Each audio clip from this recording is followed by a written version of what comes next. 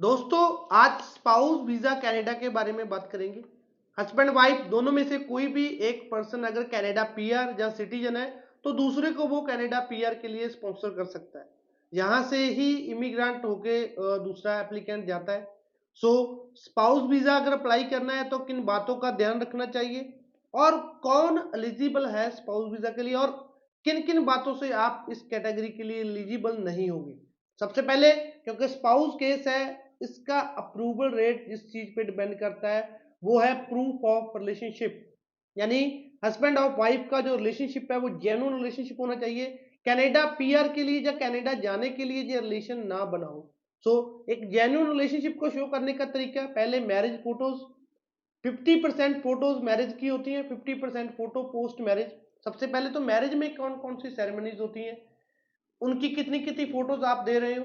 और दूसरा, चलो मैरिज तो फेक मैरिज वाले भी फंक्शन तो कर लेते हैं, सबसे जरूरी पार्ट होता है पोस्ट मैरिज फोटोज।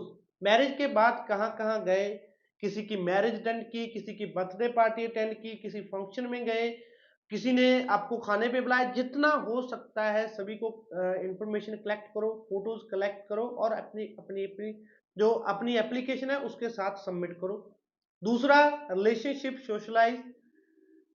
आप एक सोसाइटी में रहते हो, सोसाइटी में पता है कि आपका जो रिलेशन है, आप मैरिड हो, उसमें कैसे, जैसे तो एक मैरिज में गैदरिंग होती है उसकी फोटोज।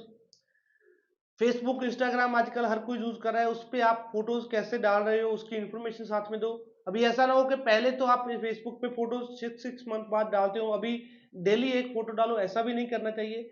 जिस फ्लो से आप पहले इसको यूज कर रहे हो उसी फ्लो से करो, वहां पे अपना जो रिलेशनशिप स्टेटस है उसको मैरिड करो। सो उस पे जो लाइक कमेंट जो आते हैं वो भी एक रिलेशनशिप सोशलाइज का प्रूफ है। जो लाइक्स जो कमेंट्स आते हैं वो भी एक रिलेशनशिप सोशलाइज का प्रूफ है, उसको भी आप साथ में दे सकते हो। और भी कई डॉक्यूमेंट है, जैसे यहाँ पे फंक्शन हुआ वो मैरिज पैलेस का लेटर।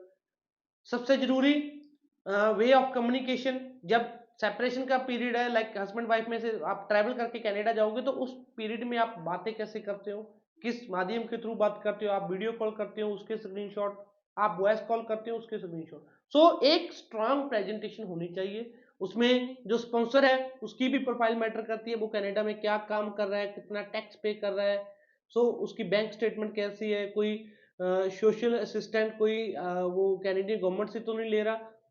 सभी फैक्टर मैटर करते हैं, उसके बाद आप स्पाउस वीजा अप्लाई करो तो अच्छा रहता है। और स्पाउस वीजा की रिक्वायरमेंट, जो भी पर्सन कनाडा में है उसकी उम्र 18 साल से उससे ज्यादा होनी चाहिए। ठीक है, जेल वगैरह में ना हो, उसको पहले वो मैरिज केस पे ना गया हो, इसी केस पे वो लास्ट 5 ईयर में ना गया हो, वो तो भी मैटर है। अगर कोई मेन एप्लीकेंट कनाडा पीआर है तो वो पहले भी इसी प्रोग्राम में कनाडा गया, उसकी सेकंड मैरिज है, तो 5 साल तक वो एलिजिबल नहीं होता किसी और पर्सन को स्पॉन्सर करने के लिए। कौन कौन नहीं एलिजिबल हो गए इन केस। और दूसरा जो स्पाउस केस है, वो स्पाउस जो मैरिड है और कॉमन लॉ पार्टनर्स के लिए भी है, जो लिविंग रिलेशनशिप में रह रहे हैं, बस उसका आपको प्रूफ देना पड़ेगा कि मिनिमम 1 ईयर, लास्ट 1 ईयर से आप कॉमन लॉ रिलेशनशिप में रह रहे हैं। तो कॉमन लॉ पार्टनर भी इसमें जा सकता है। दूसरा, कौन कौन नहीं एलिजिबल हो गए।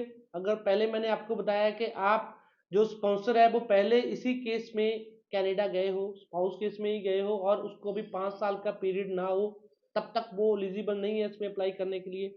वो प्रिजन में नहीं होना चाहिए, कोई क्राइम ना किया हो, जेल में ना हो।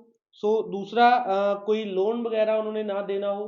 कोई तीसरा, वो मैंने पहले ही बताया कि कोई जैसे होता है कि आपकी इनकम नहीं है, गवर्नमेंट की आप हेल्प ले रहे हो, कोई सोशल असिस्टेंट का कोई प्रोग्राम है उससे आप बेनिफिट ले रहे हो, तो भी आप इस प्रोग्राम में नहीं एलिजिबल होंगे। सो स्पाउस वीजा अगर आपने अप्लाई करना है तो इन बातों का ध्यान रखना चाहिए। धन्यवाद।